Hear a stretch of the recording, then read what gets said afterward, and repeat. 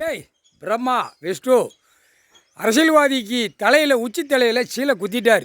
இந்த டயத்தில் உள்ளே போயிடுவான், குடும்ப வாரிசு வரைக்கும் உள்ளே போயிடும்னு குத்திட்டார். பாப்பமாடா நீயா நானா அப்படின்ட்டாரு. நான் சீலை குத்துறது பவரால் குத்திட்டேன், நீ பேப்பரை வச்சு ஆடுத, உன் பேப்பரை பாப்பமாடா அப்படின்ட்டார். குடும்பம் வாரிசு வரைக்கும் உள்ளே தூக்கி போட்டுருவார். முடிஞ்சு போச்சு. தப்புக்கு உள்ள நான் ஆட்டத்துக்கு கொடுக்கல அப்படின்ட்டார். பூமியை தப்புக்கு ஆட்டத்துக்கு நான் கொடுக்கல அப்படின்ட்டார். கணக்கு போட்டார். எல்லா ஆதியில் உள்ள கணக்கு விவசாயம் பண்ணிக்கோ, சாப்பிட்டுக்கோ, இதுதான் கணக்கு. இந்த பாயிண்ட்டு தான். அதுக்கப்புறம் நான் சும்மா 2ஆம் நம்பர் திருக்கியாக ஏறி ஸ்போர்ட் பண்ணேன். விமானத்தில் தள்ள, கப்பலில் தள்ள, டெல்லி பிரதமர், குடியரசுத் தலைவர், ஜனாதிபதி, கவர்னர்லேருந்து கீழே எல்லாவனுக்கும் ஒரு குத்து சீலை குத்திட்டார்.